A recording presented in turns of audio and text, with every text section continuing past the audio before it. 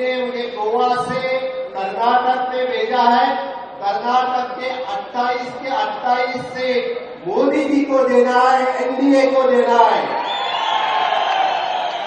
ಮಾನ್ಯ ಪ್ರಧಾನಮಂತ್ರಿಗಳಾದ ಸನ್ಮಾನ್ಯ ಶ್ರೀ ಮೋದಿಜಿಯವರು ಫೋನ್ ಮುಖಾಂತರ ಮಾತಾಡಿ ಗೋವಾ ಸಿಎಂ ಸಾಹೇಬರಿಗೆ ಕರ್ನಾಟಕ ಹೋಗ್ರಿ 28 ಗೆಲ್ಲಿಸ್ಕೊಂಡು ಬರ್ಬೇಕು तो फिर मेरे साथ में दोनों हाथ उठा के सभी लोग मोदी जी के लिए घोषणा दे रहे हैं। मेरे साथ में दोनों हाथ उठाओ। ಅವ್ರ ಜೊತೆಲಿ ಎಲ್ಲರೂ ಎರಡೂ ಕೈ ಎತ್ತಿ ಮೋದಿಯವರ ಪರವಾಗಿ ಅದನ್ನ ಘೋಷಣೆ ಮಾಡಬೇಕು। भारत पता के, भारत पता के, वंदे फिर एक बार 400 पार फिर एक बार 400 पार अब की बार मोदी सरकार, अब की बार मोदी सरकार। मेरे भाइयों और बहनों, मैं फिर एक बार मोदी सरकार और अब की बार 400 पार ये कहने के लिए आपके बीच में आया हूं। मेरा बड़े भाई कुमार अन्ना को दिल्ली में मोदी जी के साथ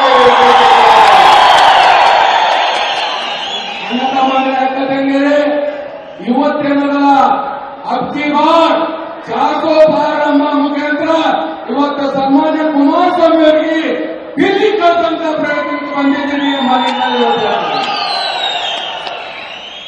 मोदी जी की सरकार सबके साथ, सबका विकास, सबका विश्वास और सबके प्रयास के साथ चलती है।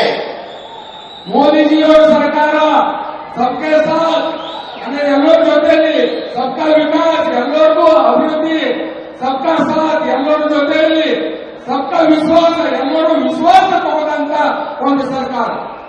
कांग्रेस की सरकार, यूपीए की सरकार, ये कर्नाटक की सरकार जाति और धर्म के आधार पर चलती है। ये देश के विकास और राज्य के विकास के लिए नहीं चलती है। ಕಾಂಗ್ರೆಸ್ ಸರ್ಕಾರ ಏನು ಕರ್ನಾಟಕದಲ್ಲಿ ನಡೀತಾ ಇದೆ ಅದು ಜಾತಿ ಮತ್ತು ಧರ್ಮ ಮೇಲೆ ನಡೀತಾ ಇದೆ, ಇದು ಯಾವುದೇ ಒಂದು ಅಭಿವೃದ್ಧಿ ಮೇಲೆ ನಡೀತಾ ಇಲ್ಲ ಅಂತ ಹೇಳಕ್ ಬಯಸ್ತೀನಿ।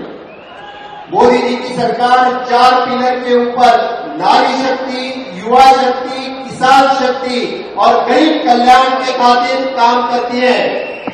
ಮೋದಿ ಸರ್ಕಾರ ಇವತ್ತು 4 ಪಿಲ್ಲರ್ ಮೇಲೆ ನಡೆಯುತ್ತೆ। ಒಂದು ನಾರಿ ಶಕ್ತಿ, ಮಹಿಳೆಯರ ಶಕ್ತಿ, ಒಂದು युवा शक्ति, ಯುವಕರ ಶಕ್ತಿ, ಕಿಸಾನ್ ಶಕ್ತಿ, ಅದು ಇಂಪಾರ್ಟೆಂಟ್, ರೈತರ ಶಕ್ತಿ, 4ನೇದು गरीब कल्याण। ಗರೀಬರ ಒಂದು ಕಲ್ಯಾಣ ಶಕ್ತಿ। आज तक माननीय मोदी जी ने जितने सारे स्कीम निकाले हैं वो सभी नारी, युवा, किसान और गरीब कल्याण के लिए निकाले हैं। ಇವತ್ತಿನವರೆಗೆ